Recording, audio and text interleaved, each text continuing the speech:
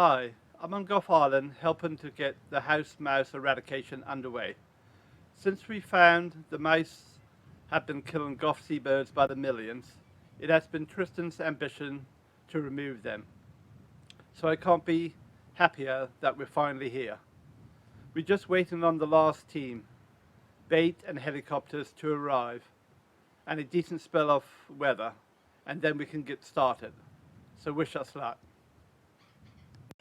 Hi, well, it's day 3 of a 14-day quarantine, and I can't wait for this to end.